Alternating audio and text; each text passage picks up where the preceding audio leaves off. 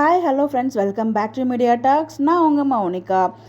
நேற்றுக்கு BDS share பண்ணியிருந்தாங்களே, அதில் மார்னிங்லேருந்து கிடச்ச அப்டேட் எல்லாமே வந்து பார்த்தீங்கன்னா வில்லன்ஸ் கேங் இருந்தாங்க. அதில் விஜய் மட்டும்தான் இருந்தார். அதாவது பசுபதி, அவங்க சித்தப்பா, ராகினி, வெண்ணிலா, இவங்க அஜயுமே நமக்கு அங்கே பார்த்த மாதிரி எனக்கு ஞாபகம் இல்லை. சித்தப்பாவெல்லாம் மன்னிச்சு ஏற்றுக்கிட்டாங்க. இது எல்லாத்துக்கும் காரணம் சித்தப்பா தான்.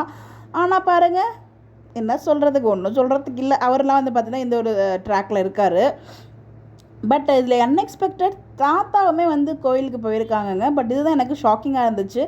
என்னடா தாத்தாவும் அங்கே போயிருக்காங்க, நம்ம மார்னிங்லேருந்து பார்த்தா அப்படி இல்லை, தாத்தா இல்லை. ஸோ தாத்தா இருந்ததால கண்டிப்பாக அங்கே ஒரு நியாயமாக நடக்கிறது மட்டும் தான் அக்செப்ட் பண்ணுவார். அநியாயத்தை தட்டி கேட்குறவர் தான் நம்ம தாத்தா. நமக்கு எப்போயுமே ஒரு உறுதுணையாக இருக்கவர் நம்ம தாத்தா. பட் அவருமே அந்த ஷூட்டிங் ஸ்பாட்டில் இருக்கார் அப்படின்னு பார்க்கும்போது ரொம்பவே ஷாக்கிங்காக தான் இருக்குது. பட் என்ன தான் பண்ணுறாங்க பிளான்னு ஒன்றும் புரியல.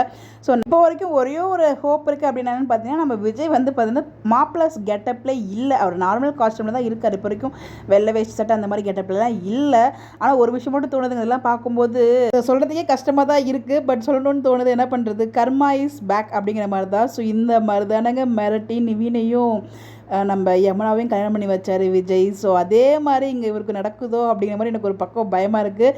ஸோ அதான் அதுக்கு முன்னாடி கர்மம் வந்து 7 ஜென்மத்துக்கு அப்புறம் தான் வரும் அப்படிங்கிற மாதிரி சொல்லுவாங்க இந்த டைலாக்ல.